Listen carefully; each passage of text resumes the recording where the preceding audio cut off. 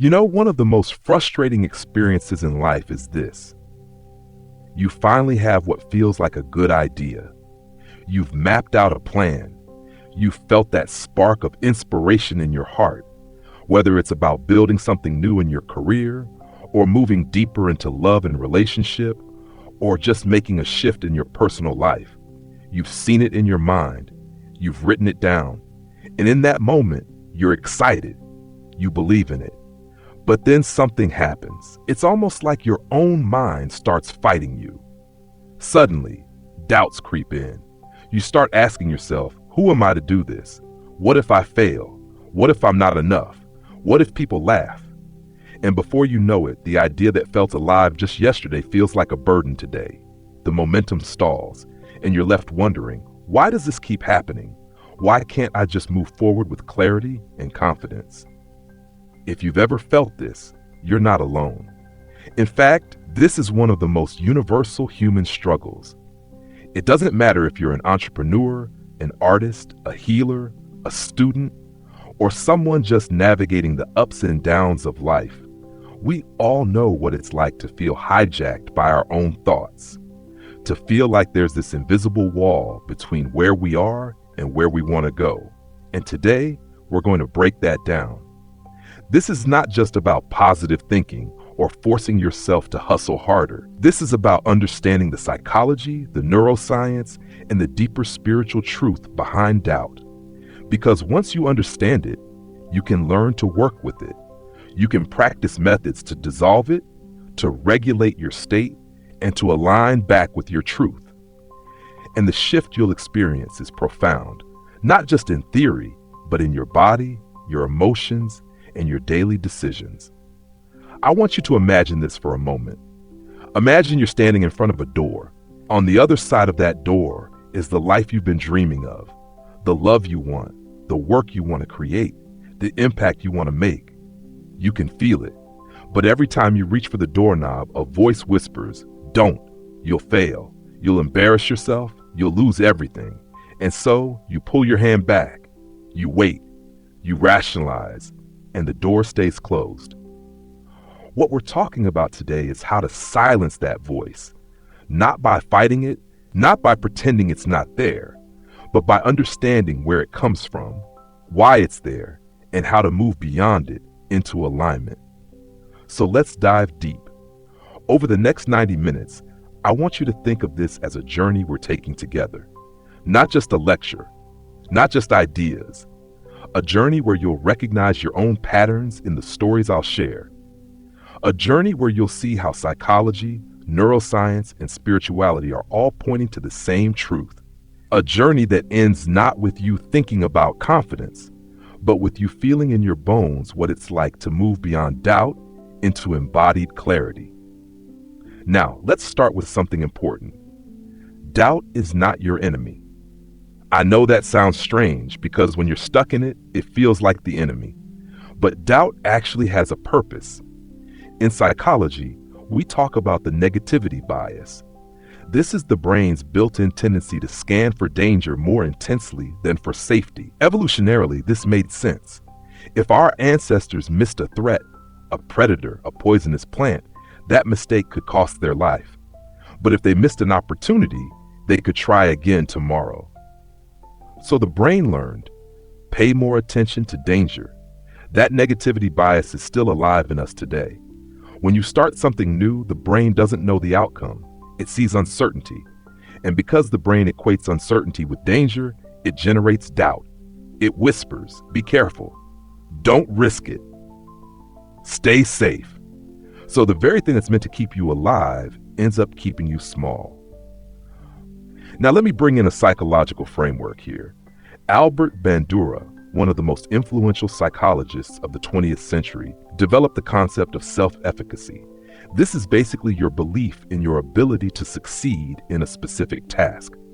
Studies have shown that people with high self-efficacy not only perform better, they persist longer, they recover from setbacks faster, and they approach challenges with more creativity. But here's the catch. Self-efficacy is not about whether you're objectively capable. It's about whether you believe you are, and doubt erodes that belief. Think about that. Two people could have the exact same skills, the exact same resources, and the exact same opportunities. But if one believes I can do this, and the other believes I can't, their outcomes will be dramatically different. This is why managing doubt is so crucial, because it's not just about external reality, it's about the inner filter that shapes how you experience that reality. I remember coaching a woman who wanted to start her own business. She had years of experience, she was brilliant, she had the support of her family. Objectively, everything was lined up, but every time she went to take the next step, she froze. She would spend hours researching, planning, preparing, but never actually launching. When I asked her what stopped her, she said, "I keep hearing this voice that says, what if you fail? What if no one cares? What if you're not enough?" That voice had so much power over her that it paralyzed her. Here's what's fascinating. When we dug deeper, we discovered that voice wasn't even really hers. It was the echo of her parents, who had always emphasized safety, stability, not taking risks. It was the echo of teachers who had dismissed her ideas. It was the echo of society telling her what was realistic. And yet her brain had internalized those voices so deeply that they felt like her own. This is something psychologists call internalized conditioning, and until you recognize it, you can't move past it. So the first thing I want you to take in today is this.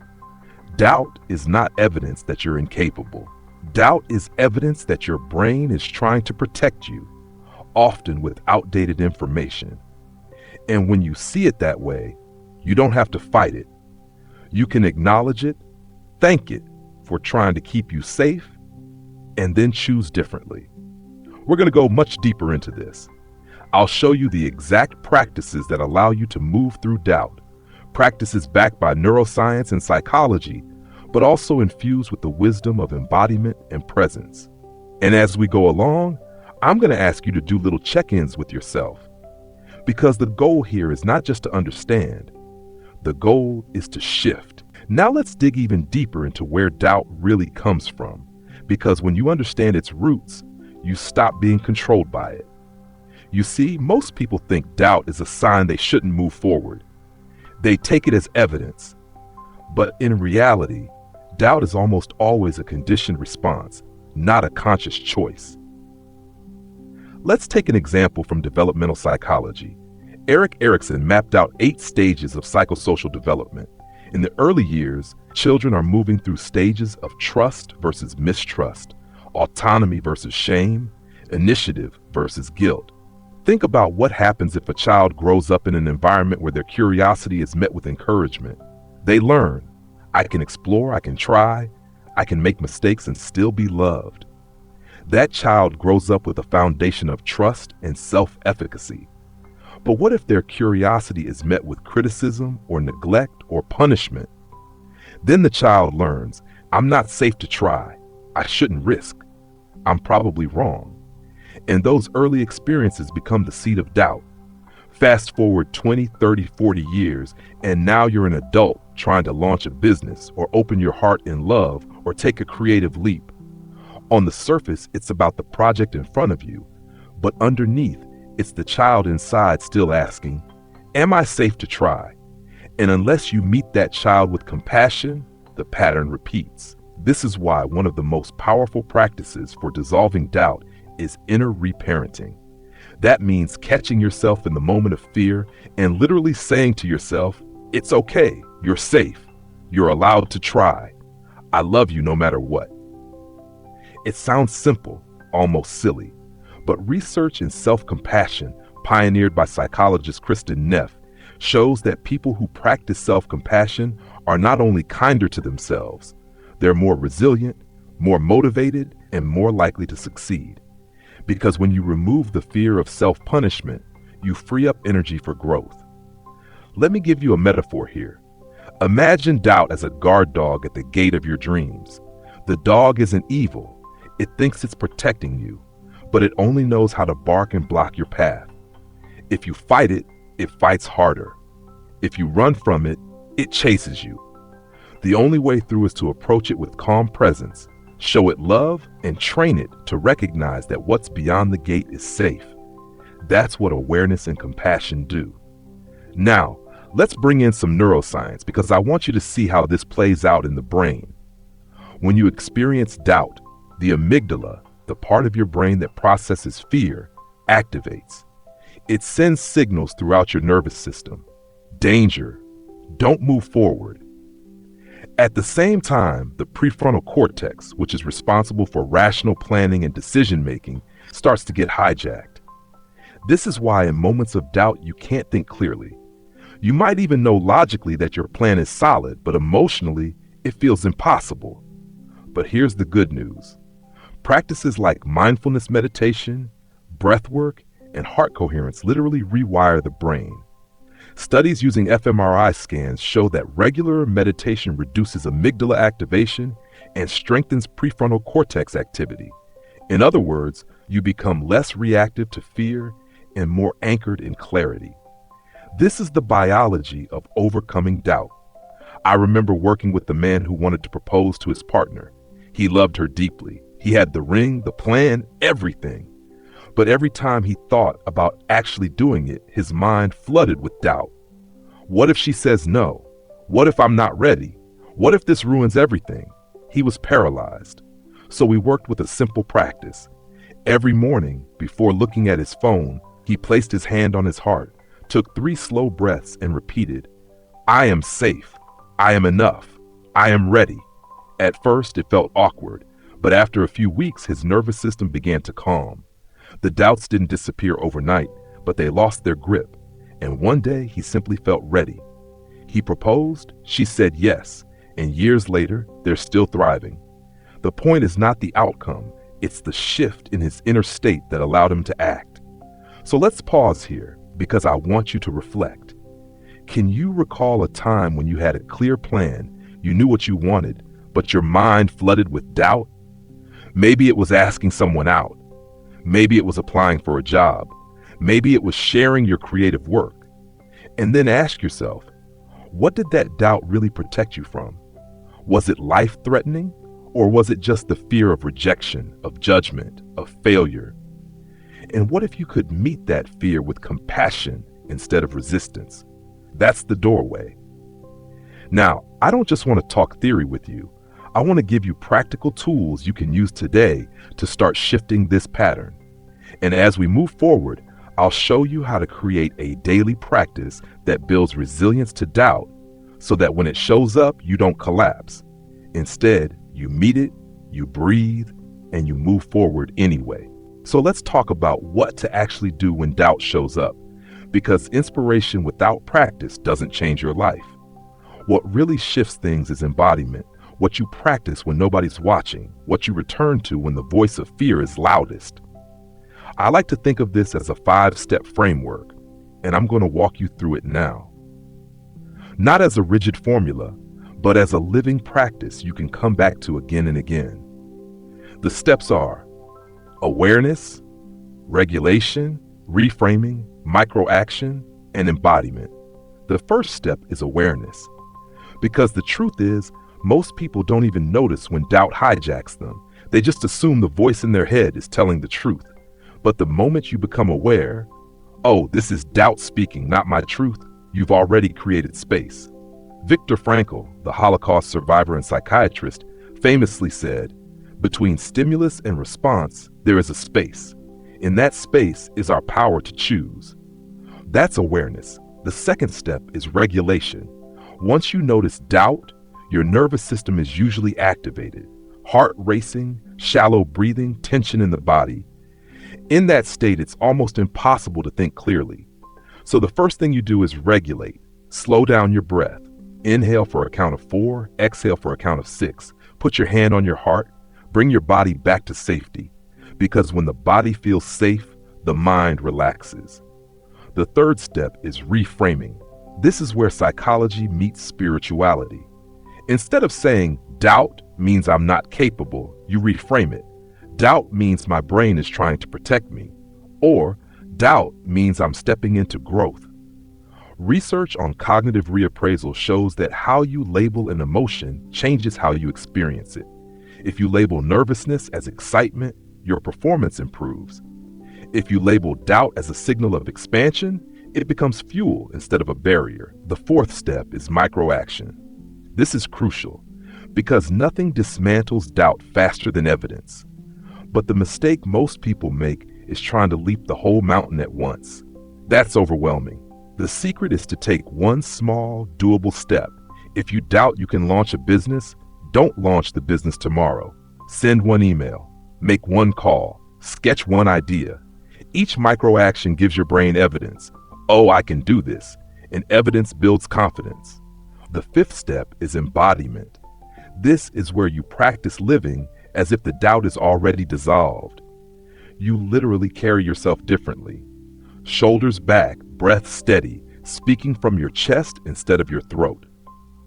Amy Cuddy's famous research on power poses showed that even 2 minutes of expansive posture changes hormone levels, increasing testosterone and decreasing cortisol. Your body is the fastest doorway to shifting your state, so you embody the version of you that's already beyond doubt, and slowly it becomes your new baseline. Now, I know that can sound abstract, so let's ground it in a story. I once worked with a musician who had incredible talent, but every time he thought about sharing his music publicly, he froze. He told me, "I feel like everyone will laugh at me." We started with awareness, just noticing when the thought came up. Then regulation, breathing and calming the nervous system. Then reframing. We asked, what if this fear just means you care deeply about your art? Then micro-action. He recorded a 30-second clip and sent it to one trusted friend. The friend loved it. That small win gave him evidence. Then embodiment.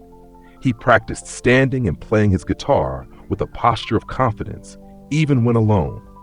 Within 6 months, he was performing live shows, not because the doubt disappeared, but because he learned to move through it.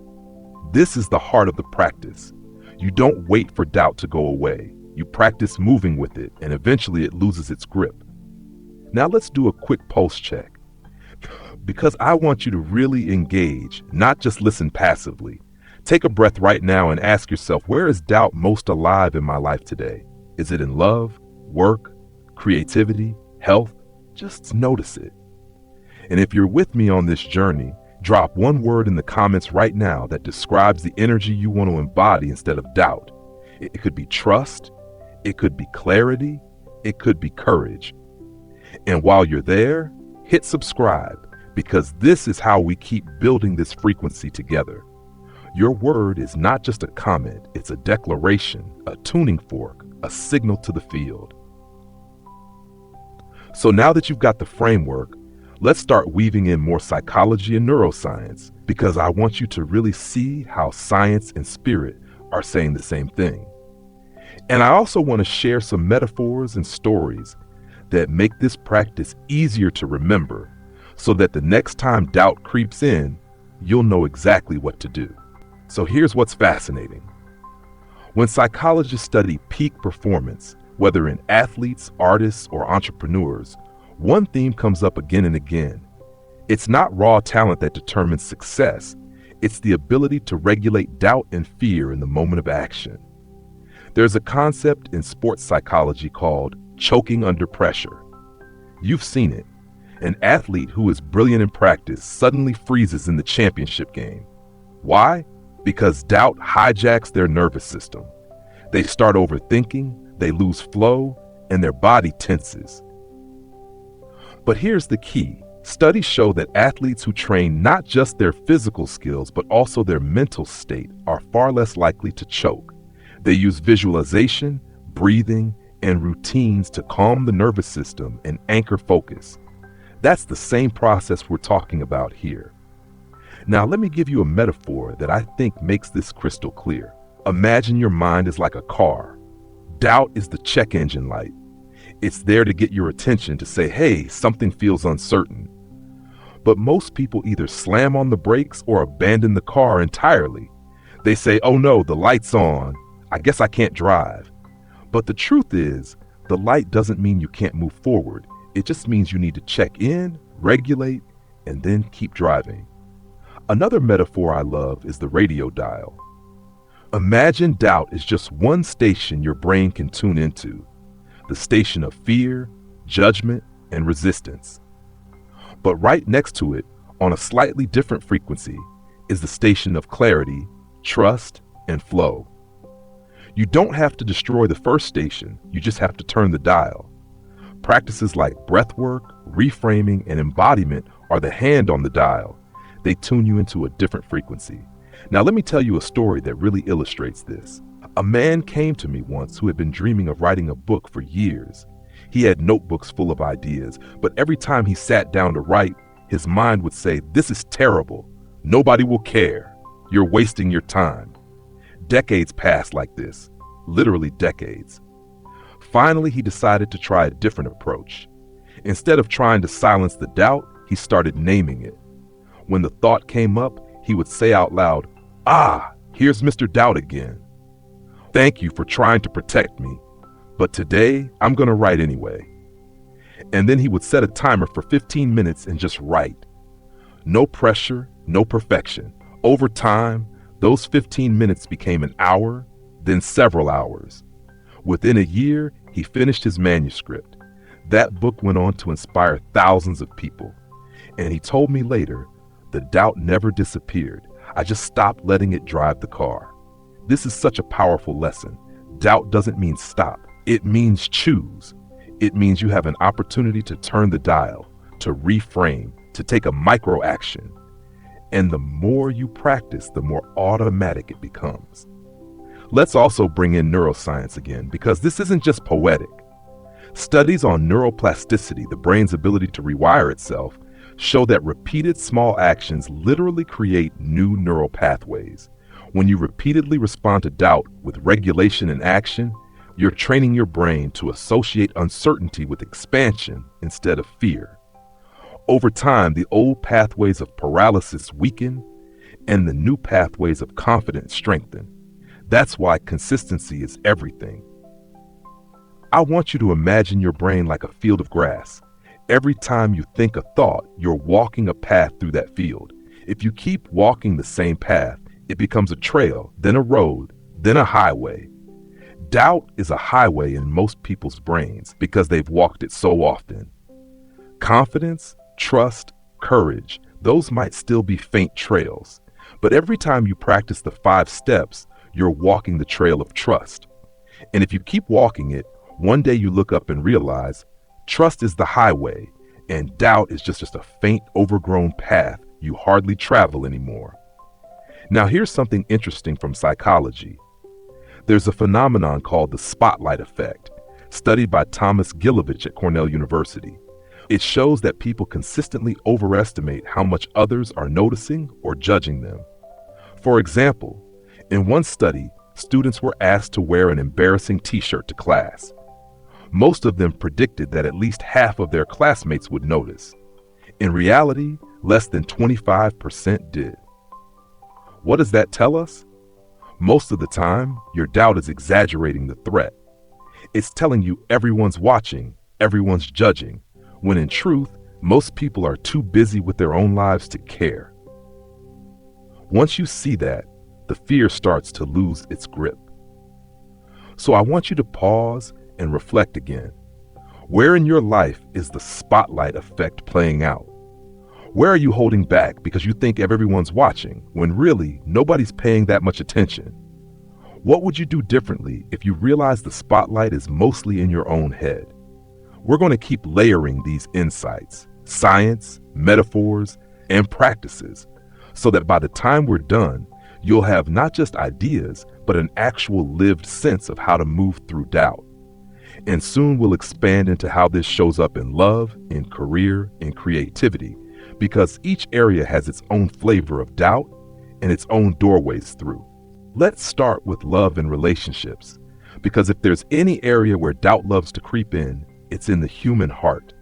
You've probably felt this. Maybe you meet someone, you feel a spark, you imagine what could be, but then the voice shows up. What if they don't really like me? What if I'm not good enough? What if I open up and get hurt? And suddenly, instead of moving forward, you freeze, or you pull back, or you sabotage. Psychologists call this fear of rejection, and research shows it activates the same brain regions as physical pain. That means your brain literally treats social rejection like a wound. No wonder we avoid it. But here's the paradox. Love requires vulnerability. You cannot experience deep connection without opening yourself to that risk. So what happens? Doubt steps in as a protector. It says, don't risk, don't be vulnerable, stay safe. And if you listen, you miss the chance for love. So how do we practice here? The same 5 steps.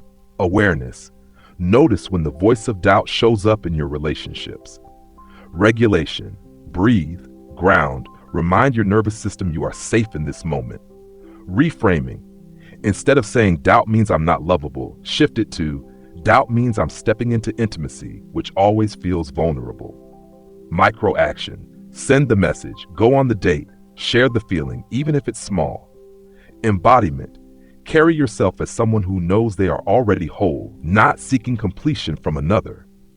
I remember working with a woman who told me she always sabotaged relationships.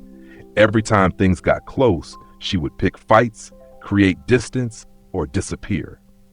When we explored it, we discovered the doubt at her core was, if he really knows me, he'll leave. That doubt came from childhood, where she had been shamed for her emotions. So her practice became this. Every time she noticed the urge to pull away, she would place her hand on her heart, breathe, and whisper to herself, I am lovable as I am. Slowly, she began to stay present through the discomfort, and eventually she experienced a relationship where she could actually be seen fully without hiding. That was the breakthrough, not because doubt vanished, but because she moved through it. Now let's shift to work and career. Here, doubt often shows up as imposter syndrome. You get a new job, or you start a business, or you step onto a bigger stage, and suddenly the voice says, you're a fraud. You don't deserve this. Any moment now, they'll find out you don't belong. Studies show that imposter syndrome is actually most common among high achievers. Isn't that fascinating? The more successful you are, the more likely you are to feel like a fraud. Why? Because your brain is constantly comparing where you are now with where you came from. It can't reconcile the growth. But here's the truth. Doubt in work is almost always a sign that you're expanding beyond your comfort zone. You've never been here before. So of course the brain says this is unfamiliar. Be careful. The practice, again, is to reframe. Instead of saying, this means I don't belong, you say, this means I'm growing. Then you take micro actions to build evidence. You prepare for the presentation. You reach out for mentorship. You do the thing anyway. And with every step, your brain learns, I can handle this. I once coached a young man who had just been promoted to lead a team. He told me, I feel like I'm just pretending. Everyone else is smarter than me. His doubt was paralyzing him. So we worked on regulation, breathing before meetings, grounding himself, then reframing. I was chosen for this role because I bring value, not because I'm perfect. Then micro actions. He started by simply asking one question in each meeting instead of trying to have all the answers. That built confidence. Over time, he grew into his role. And one day he told me, I finally realized leadership isn't about knowing everything. It's about creating space for others to shine. That was his 5D shift, from doubt into embodied trust. Now, creativity. This is where doubt can be most vicious. Writers call it writer's block. Artists call it fear of the blank canvas. Entrepreneurs call it analysis paralysis. But at its core, it's the same. What if I'm not good enough? What if this idea fails? What if nobody cares? Creativity is vulnerable because it's self-expression. You're putting a piece of yourself into the world, and doubt hates that vulnerability. There's a great quote by Steven Pressfield in his book, The War of Art. He says, the more important a call or action is to our soul's evolution, the more resistance we will feel toward pursuing it. That means if doubt is loud around your creative work, it's actually a sign that work matters deeply. The louder the doubt, the more important the art. So what's the practice? Again, awareness. Notice the doubt. Regulation, calm the body. Reframing, this resistance means I'm touching something important. Microaction, just write one paragraph, paint one stroke, record one clip. Embodiment, walk through your day as an artist even before the masterpiece is finished. I worked with a man who wanted to start a podcast. For months he told himself, I'll start when I have the perfect gear, the perfect plan, the perfect voice. In other words, never. Finally, we reframed it. Your first episode doesn't need to be perfect, it just needs to exist. He recorded one episode on his phone, shared it with a few friends, and something amazing happened. They loved it. That feedback dissolved the doubt enough to keep going. 2 years later, his podcast was reaching tens of thousands of people. And he laughed, telling me, if I had waited until I felt ready, I'd still be waiting. So I want you to really see this pattern. Doubt shows up in love, in work, in creativity. Not because you're broken, but because you're expanding. And when you use the practice, awareness, regulation, reframing, microaction, embodiment, you transform doubt from a wall into a doorway. Now we're going to take this even deeper. Because the truth is, doubt doesn't just show up in individual areas. It weaves through your whole identity. And if you don't learn to integrate it, it can keep you looping for years. But when you do, something amazing happens. You don't just overcome doubt. You transmute it into clarity, courage, and coherence. So here's the deeper layer that most people miss. Doubt isn't just a voice in your head. It's an identity. It's the subconscious image you hold of yourself. And until you shift that, doubt will always find a way back. Psychologists have studied something called self-concept. This is basically the mental model you carry of who you are. If deep down your self-concept is, I'm not enough, or I'm not worthy, then no matter what success you achieve, your brain will filter it through that lens. You might get the job, the relationship, the opportunity, and yet still feel like a fraud. That's because doubt lives at the identity level. Now, this isn't just theory. Let's bring in cognitive dissonance. Leon Festinger, a social psychologist, discovered that when your behavior and your identity don't match, it creates tension. For example, if your identity is I'm shy and unworthy, but your behavior is giving a confident speech, your brain feels a conflict. And what it often does is pull you back into doubt because it wants to resolve the dissonance. This is why so many people sabotage themselves just when things start going well. It's not that they're weak, it's that their identity hasn't caught up yet. The inner thermostat, as Gay Hendricks calls it in The Big Leap, pulls them back down. So the real question is, how do we shift identity? How do we move from I am someone who doubts myself to I am someone who trusts myself? The answer is practice at the level of being, not just doing.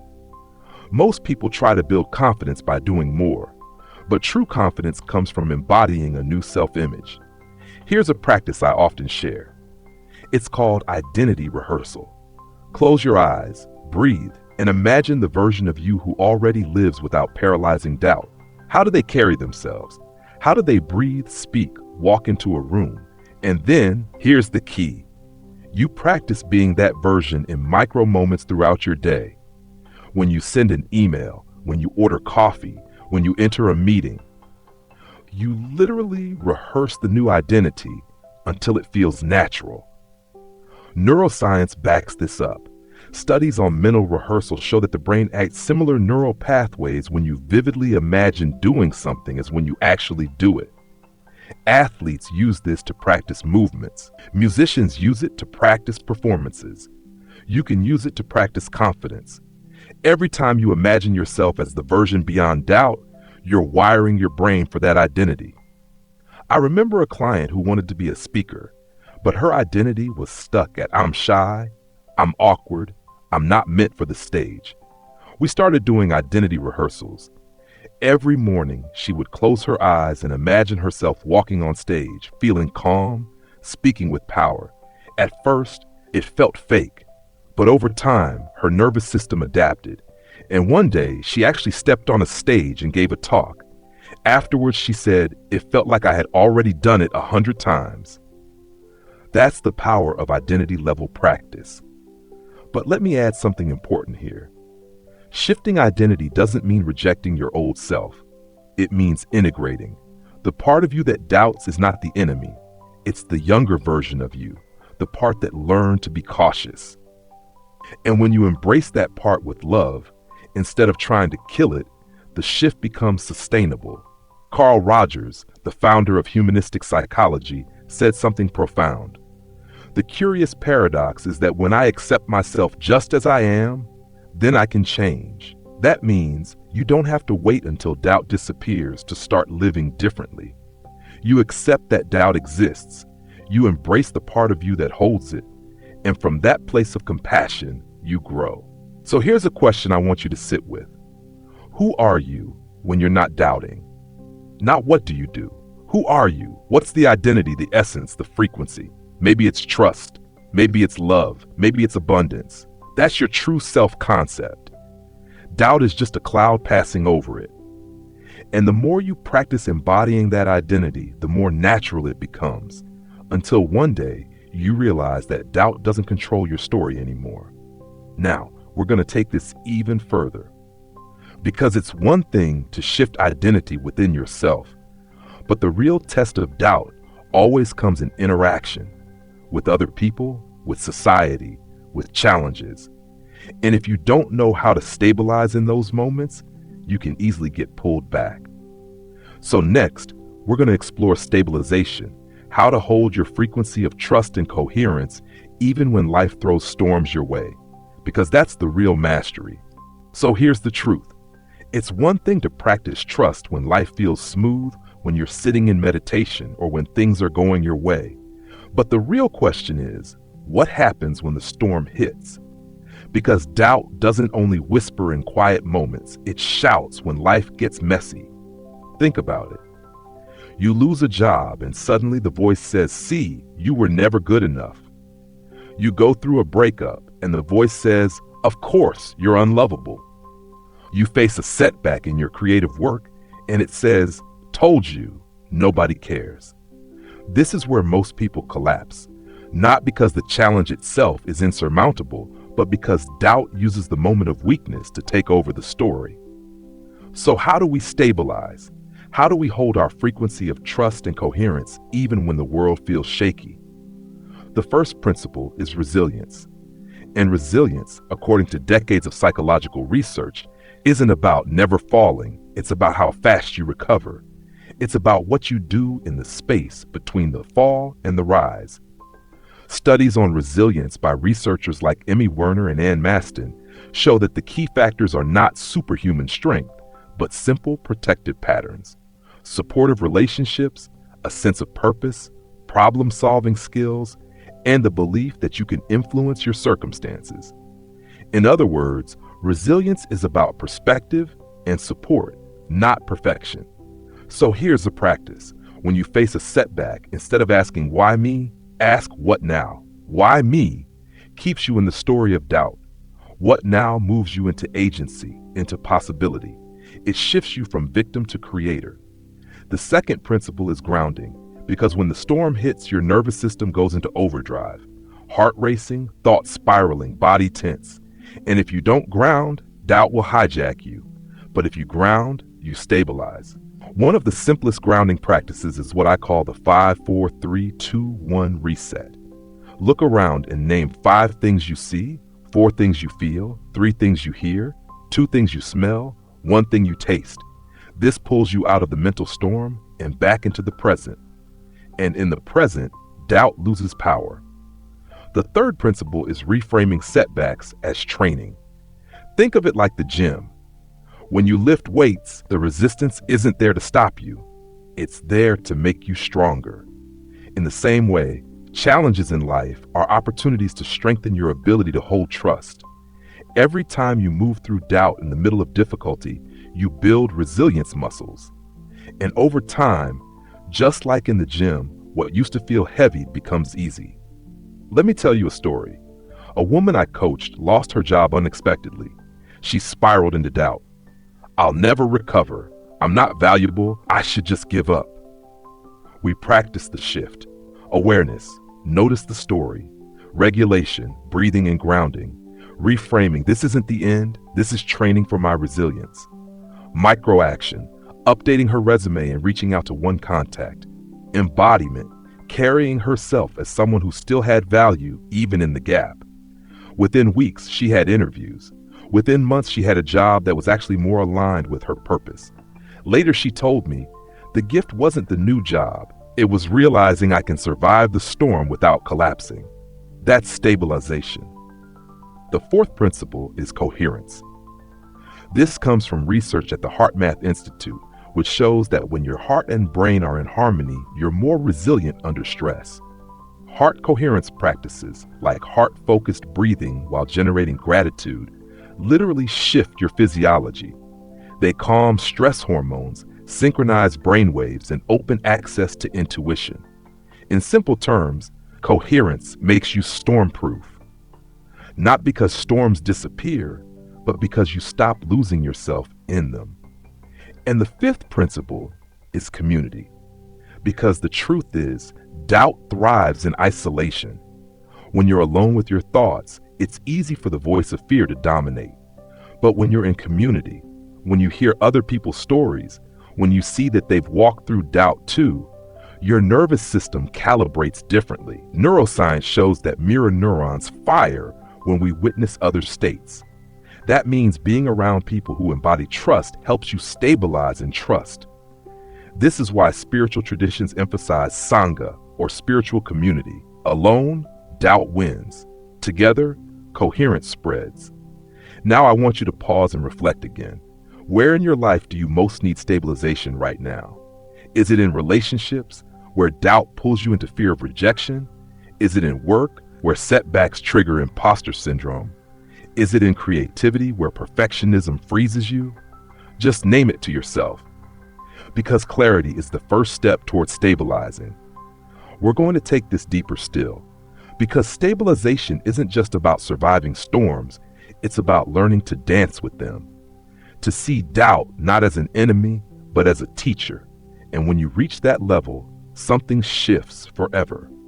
So here's a radical shift in perspective. What if doubt isn't something you're supposed to get rid of at all? What if doubt is actually one of your greatest teachers? Think about it.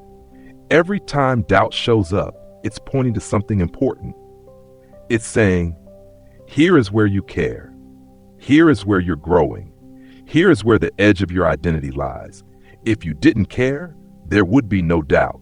If you weren't growing, there would be no resistance. If you weren't expanding, the ego wouldn't need to scream. Stephen Pressfield calls this resistance in the War of Art. He says resistance is a compass. Wherever resistance is strongest, that's where your soul is calling you. That means doubt can be used as a map. Instead of running from it, you lean in. You ask, what is this doubt revealing about where I need to expand? Let me share a story. A man once told me he doubted whether he should leave his corporate job to pursue art. The doubt was so strong it kept him stuck for years. But when we reframed it, we asked, why is the doubt so loud here? And the answer was clear. Because this choice mattered to his soul. The doubt was loud not because it was wrong, but because it was right. And when he finally took the leap, yes, it was messy. Yes, it was scary. But he told me, I've never felt more alive. Doubt had been pointing to his aliveness all along. This is the alchemy of transformation. You don't destroy doubt, you transmute it. You use it as fuel. You turn the whisper of fear into a guidepost. Now let's bring in psychology again. Carl Jung talked about the shadow, the parts of ourselves we repress or deny. He said, until you make the unconscious conscious, it will direct your life and you will call it fate. Doubt often arises from shadow material, old wounds, unresolved fears, hidden beliefs. When you meet doubt consciously, you're actually doing shadow work. You're integrating parts of yourself that were once exiled. And every time you integrate, you reclaim power. This is why I often tell people, when doubt shows up, instead of saying, why is this happening to me? Ask, what is this teaching me? Because in that moment, doubt transforms from enemy to mentor. Let me give you a metaphor. Imagine you're in a cave and there's a dragon blocking the treasure. Most people see the dragon and run away. But the truth is, the treasure is always guarded by the dragon. The doubt is the dragon. The dream is the treasure. And the path to growth is learning toward the dragon, not away. And here's the beautiful paradox. Once you actually face the dragon, you often realize it wasn't as terrifying as it seemed. The fire it breathes is just smoke. The roar is louder than the bite. And on the other side, you find the treasure, confidence, creativity, love, purpose. Now let me ask you a pulse check here. Think about your own life. Where is doubt screaming the loudest right now? And instead of seeing it as a stop sign, what if you saw it as a compass? What if that doubt is actually pointing you directly to your soul's next expansion? Drop a word in the comments right now. Maybe trust, maybe fearless, maybe clarity. Something that represents what you're choosing to embody instead of letting doubt drive. And if this is resonating, hit subscribe. Because when you do, you're not just subscribing to a channel, you're tuning in to a field of people who are choosing coherence over fear. Now we're going to take this one step further. Because if doubt is a teacher, then the question becomes, what practices help you listen to the lesson? How do you move beyond just reacting to doubt into actually harvesting its wisdom? That's where we're going next. So now that we've reframed doubt as a teacher, the real question becomes, how do we actually listen? How do we make sure we don't just get stuck in the noise of it, but actually extract the wisdom it's trying to show us? The first practice is journaling, not surface level journaling, but inquiry journaling. When doubt arises, instead of pushing it away, you write it down. You give it a voice. You ask, what are you trying to protect me from? What belief are you carrying? What wound are you guarding? And then you let the answers come without censoring. Sometimes what comes up will surprise you. You might discover that the doubt isn't really about the present moment at all. It's an echo from the past. Maybe it's the voice of a parent who criticized you, or a teacher who shamed you, or a culture that told you you weren't enough. Seeing that on paper breaks the spell. Because once you see the source, you realize, this doubt isn't the truth of me. It's just a story I inherited. The second practice is somatic inquiry. Because doubt doesn't just live in the mind, it lives in the body. When you feel doubt, pause and ask, where is it in my body? Is it a tightness in the chest, a knot in the stomach, a tension in the jaw? Then instead of resisting it, you bring breath and awareness there. You let the sensation move. You ask it, what do you need me to know? This practice comes from somatic psychology, which teaches that the body carries memories and emotions. By bringing presence to the body, you release what's stuck and allow new insights to emerge. The third practice is dialogue. You literally have a conversation with your doubt.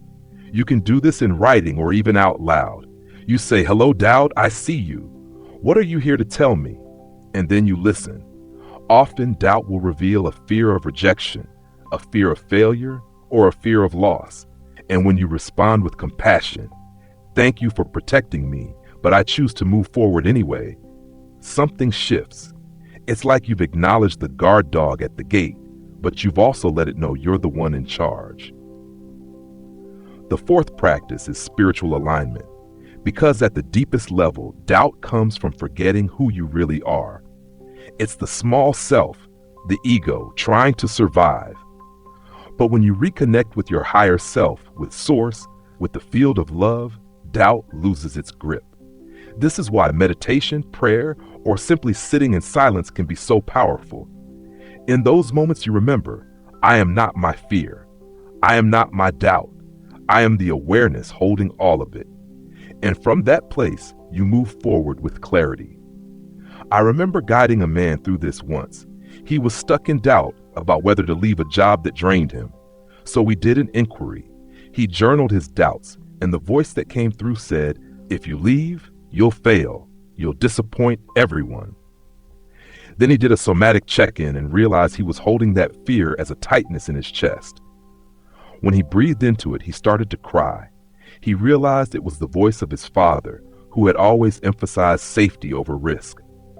In that moment, he was able to see this doubt wasn't his truth. It was an inherited pattern. From that awareness, he made the leap. And he later told me, the moment I recognized the voice wasn't mine, the fear dissolved. This is the essence of harvesting the wisdom of doubt. You don't push it away. You don't blindly obey it. You sit with it. You listen, and you discern what's yours and what's not. And in doing so, you transform it from a prison guard into a guide. Now here's something fascinating. Research in positive psychology shows that people who practice meaning making, who ask themselves, what lesson or growth can I find in this challenge, report higher levels of resilience and life satisfaction. That's exactly what we're doing here. You're using doubt as a doorway into meaning. So here's a practical invitation for you. The next time you feel doubt, instead of reacting, try this sequence.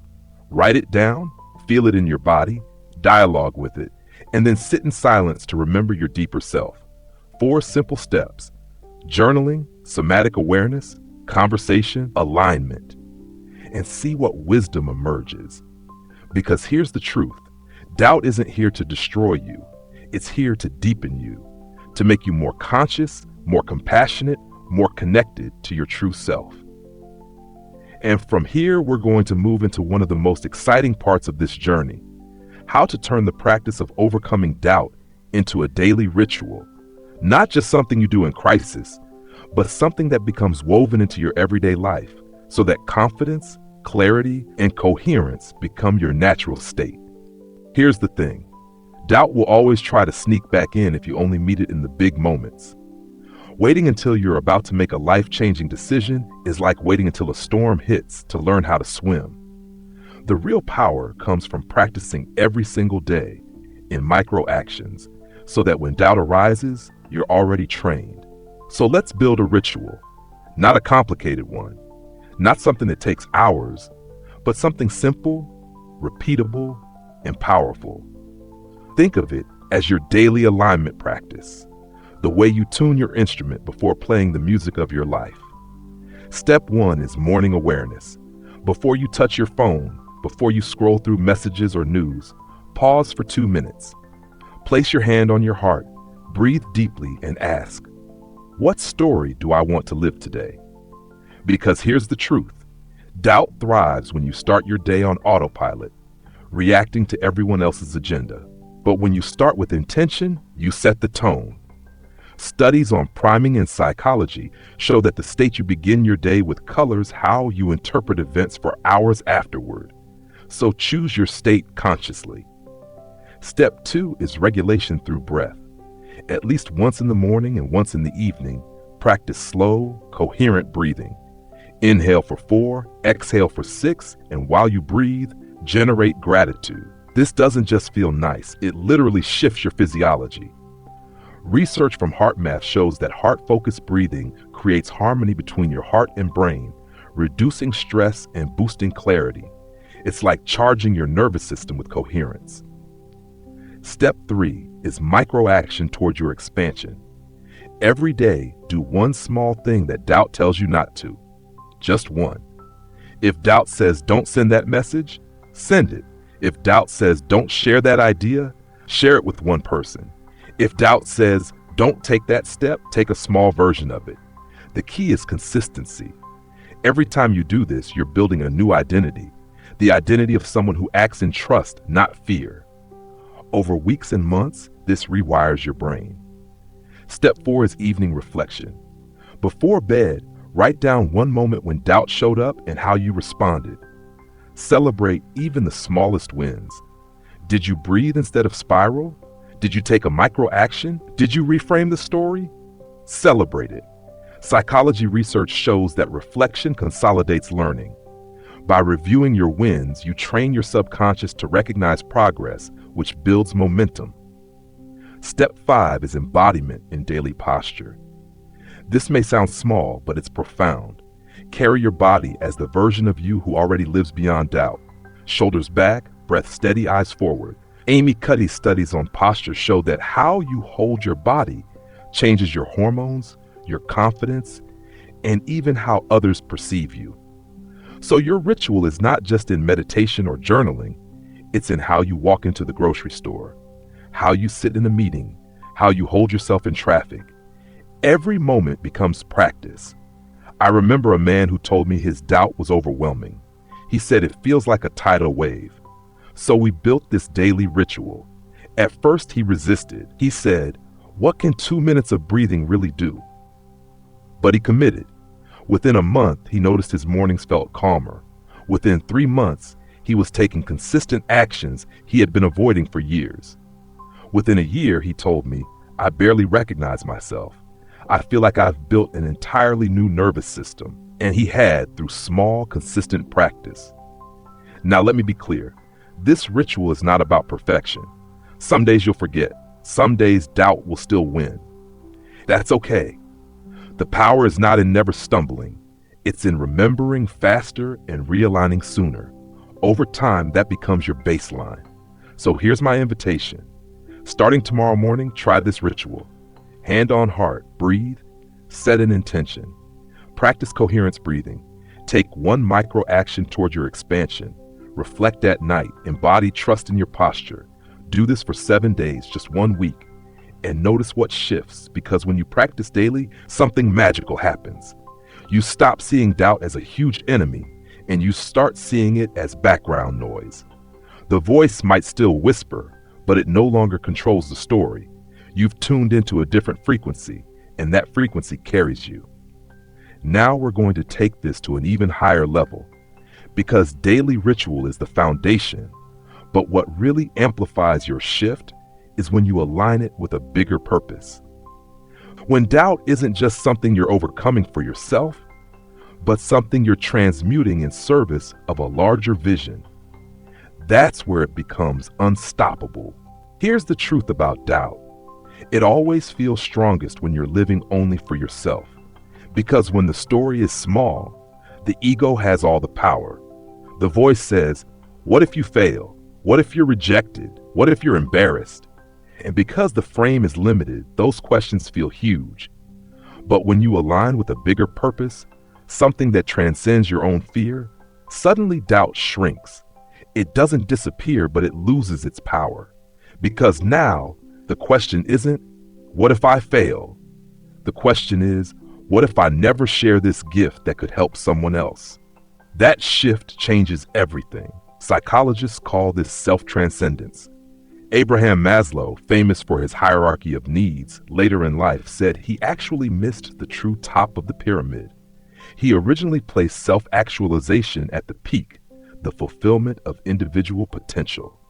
But before he died, he realized there was something beyond it. Self-transcendence, living for something greater than the self, serving, creating, contributing. And he said that's where the deepest fulfillment lies. So how does this relate to doubt? Simple. Doubt thrives in self-focus. But when your attention is on contribution, on love, on purpose, there's less room for fear. You act not because you're fearless, but because something greater is pulling you. I remember coaching a woman who wanted to start a wellness business. Her doubt was intense. She told me, "I'm terrified nobody will take me seriously." We explored her deeper why. She realized she wanted to serve people who were struggling with chronic stress because she had lived through it herself. Once she connected to that purpose, her doubt softened. She said, "It's not about me being perfect, it's about me helping them suffer less." That purpose pulled her forward, and today she's serving hundreds of clients. Not because she eradicated doubt, but because she stopped centering it. Here's another story. Think of Martin Luther King Jr. Do you think he never felt doubt? Of course he did. He faced immense fear, criticism, and danger. But his purpose was larger than his personal comfort. It was about justice, equality, and love. That vision carried him through. Purpose doesn't eliminate fear, it transcends it. Now let's bring in neuroscience again. Studies on motivation show that intrinsic goals, like growth, connection, contribution, create far more persistence and resilience than extrinsic goals like money or fame. When your purpose is rooted in something meaningful, you're far less likely to quit when doubt arises, because the fuel source is deeper. So let's pause here. What's your bigger vision? What's the contribution you feel called to make? It doesn't have to be grand. Maybe it's raising loving children. Maybe it's creating art that inspires. Maybe it's bringing healing to your community. Whatever it is, write it down. Speak it. Claim it. Because that purpose is your anchor. When doubt whispers, "You can't," your purpose answers, "I must." And here's a practice. Whenever you feel doubt rising, shift your focus outward. Ask, who could benefit from me moving forward right now? Who suffers if I stay silent, if I hide, if I let doubt win? That question reorients your energy. Suddenly, it's not about proving yourself, it's about serving life. There's a Japanese concept called ikigai, which means a reason for being. It sits at the intersection of what you love, what you're good at, what the world needs, and what you can be rewarded for. When you find your ikigai, doubt doesn't vanish, but it becomes irrelevant, because your reason for being is stronger than the fear. So here's the invitation. Start aligning your daily practices with your deeper purpose. Don't just breathe for calm. Breathe so you can show up for others. Don't just create art for validation. Create because the world needs your expression. Don't just take risks for personal gain. Take them because your story could inspire someone else. And when you live this way, doubt transforms from an obstacle into background noise. It's still there, but it doesn't drive the car anymore. Purpose drives. Now we're going to move into the final layers of this journey. How to embody trust and coherence so fully that it becomes your baseline, not just in special moments, but in the ordinary rhythm of life. Because the quantum shift isn't about occasional breakthroughs, it's about daily embodiment. Here's the real secret. Overcoming doubt isn't about waiting for a lightning bolt of confidence. It's about training your nervous system, your thoughts, and your actions so consistently that trust becomes the ground you stand on. It's not a peak experience anymore. It's your baseline. Think of it like fitness. You don't get strong by going to the gym once. You get strong by showing up consistently, even on the days you don't feel like it. And eventually, strength becomes part of who you are. The same is true with trust. When you practice awareness, regulation, reframing, microactions, embodiment, over and over, they weave together into a new identity. You become someone who lives from coherence. Neuroscience calls this automaticity. It means behaviors that once required conscious effort become unconscious habits. In the beginning, choosing trust instead of doubt takes effort. You have to pause, breathe, reframe. But over time, it becomes automatic. Your brain literally rewires so that confidence feels natural. I remember a man who struggled with self-doubt for decades. He told me it's like my default setting is fear. We worked together for a year, practicing small rituals daily. At first, he resisted. He said, "This is too simple," but he kept going. One morning, months later, he faced a challenge at work. Normally, he would spiral, but this time he caught himself, breathed, reframed, and acted with clarity without even thinking about it. He called me later and said, "I didn't even try. It just happened." That's baseline shift. So how do you anchor this embodiment? First, repetition. Don't underestimate the power of small, consistent practice. The brain changes through repetition, not intensity. Second, embodiment in the body. Trust isn't just an idea, it's a posture, a breath pattern, a tone of voice. Practice carrying yourself as the version of you who already lives in trust. Over time, your physiology teaches your psychology. Third, integration in daily life. Don't limit your practice to meditation cushions or journals. Use traffic, emails, conversations as training grounds. Every challenge is a chance to practice coherence. Fourth, anchoring through gratitude. Gratitude is one of the fastest ways to stabilize in 5D consciousness. It shifts your nervous system into safety and abundance. End your day by naming 3 things you're grateful for, even small ones. Gratitude rewires your baseline toward trust. And fifth, service.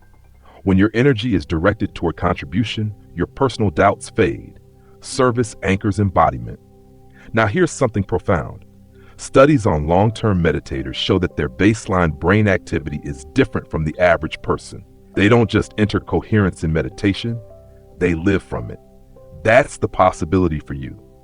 Doubt doesn't vanish completely, but it becomes a whisper in the background, not the driver of your life. So let's close this loop. You've walked with me through the psychology of doubt, the neuroscience of fear, the metaphors, the stories, the practices. You've seen how doubt isn't an enemy, but a teacher, a compass, a dragon guarding the treasure.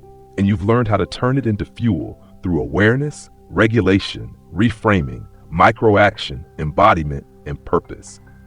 Now the invitation is simple. Don't just understand this, live it. Practice it tomorrow morning when the voice of doubt says stay small. Practice it in your relationships when vulnerability feels scary. Practice it in your work when imposter syndrome rises. Practice it in your art when perfectionism tempts you to hide. And with every practice, you are rewiring, you are stabilizing, you are embodying. Because the truth is, you are not your doubt. You are not your fear. You are the awareness behind it. You are the frequency of trust, love, and coherence remembering itself through human form. Doubt is just the veil. Trust is your essence. So let's anchor this right now. Wherever you are, take a deep breath in. Hold it for a moment. Now exhale slowly. Place your hand on your heart and whisper to yourself, I am safe. I am enough. I am ready. Feel that frequency. That's you. That's your baseline. And as we close, here's my call to action. If this message has resonated, if you feel the shift in your bones, take a moment right now and comment one word below. Maybe it's trust. Maybe it's clarity. Maybe it's abundance. That word is your declaration, your alignment, your tuning fork. And then hit subscribe, because this isn't the end. It's just the beginning of our journey together. Remember, doubt is not a sign you're broken. It's a sign you're growing. And when you choose to embody trust, you don't just change your life, you radiate a frequency that helps shift the field for everyone around you. That is the quantum shift. That is the embodiment. And that is who you truly are.